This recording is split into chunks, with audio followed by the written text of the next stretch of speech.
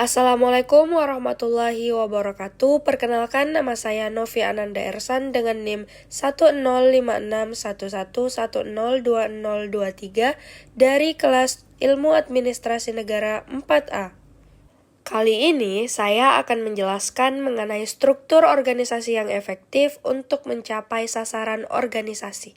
Pembahasan yang pertama mengenai pengertian struktur organisasi. Struktur organisasi adalah sistem atau kerangka kerja yang digunakan untuk mendefinisikan hierarki, pembagian tugas, tanggung jawab, dan wewenang dalam suatu organisasi. Struktur ini mengatur bagaimana aktivitas dan fungsi dalam organisasi dikelompokkan, dikoordinasikan, dan dikomunikasikan secara formal agar organisasi dapat beroperasi dengan efektif dan mencapai tujuan yang telah ditetapkan. Selanjutnya, fungsi struktur organisasi. Yang pertama, memberi kejelasan tanggung jawab. Setiap anggota organisasi mengetahui tugas dan kewajiban yang harus dipertanggungjawabkan kepada atasan. Yang kedua, memudahkan koordinasi. Struktur yang jelas memungkinkan komunikasi dan kerjasama antar bagian berjalan dengan lancar. Yang ketiga, mempercepat pengambilan keputusan. Dengan jalur wewenang yang tegas, keputusan itu dapat dibuat secara efisien.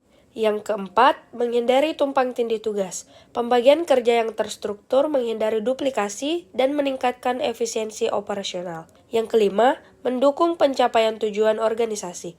Struktur yang tepat memastikan semua unit bekerja sinergis menuju visi dan misi organisasi. Selanjutnya, bentuk struktur organisasi.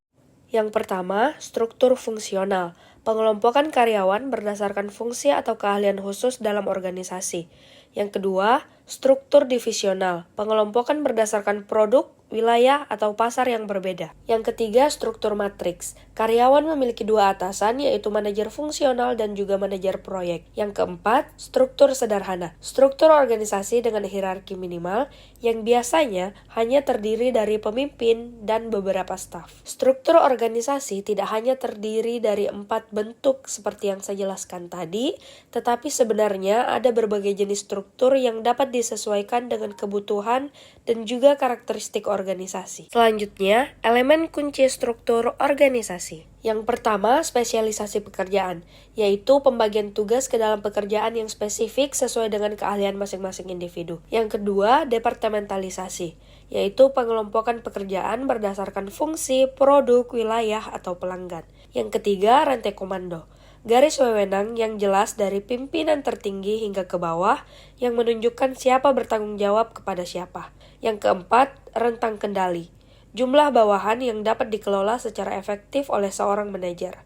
Yang kelima, sentralisasi dan desentralisasi, yaitu tingkat pengambilan keputusan yang terpusat atau tersebar di berbagai level organisasi. Yang keenam, formalisasi, yaitu sejauh mana aturan dan prosedur kerja dilakukan dalam suatu organisasi. Selanjutnya, langkah membentuk struktur organisasi efektif. Dimulai dengan menetapkan visi, misi, dan tujuan organisasi sebagai landasan utama agar seluruh aktivitas terarah sesuai dengan harapan. Selanjutnya, dilakukan analisis kebutuhan organisasi dan juga fungsi utama yang harus dijalankan untuk mencapai tujuan tersebut. Sehingga tugas dan tanggung jawab dapat dibagi secara logis dan tepat sesuai dengan keahlian dan peran masing-masing individu. Setelah itu, tugas-tugas yang sudah dibagi tersebut dikelompokkan ke dalam departemen atau divisi yang sesuai agar memudahkan koordinasi dan pengelolaan. Penentuan hierarki dan rantai komando menjadi langkah penting berikutnya yang untuk memastikan jalur pelaporan dan wewenang yang jelas sehingga pengambilan keputusan itu dapat berjalan efektif. Selanjutnya, mekanisme koordinasi antar bagian disusun agar komunikasi dan kerjasama antar unit berjalan lancar dan terintegrasi. Terakhir, evaluasi dan penyesuaian struktur dilakukan secara berkala untuk memastikan struktur organisasi selalu relevan dan juga adaptif terhadap perubahan kebutuhan dan lingkungan organisasi, sehingga tujuan dapat tercapai secara optimal. Sebagai penutup, struktur organisasi yang efektif harus terus diuji dan disesuaikan agar tidak menjadi penghambat, melainkan mendukung inovasi dan adaptasi organisasi terhadap perubahan.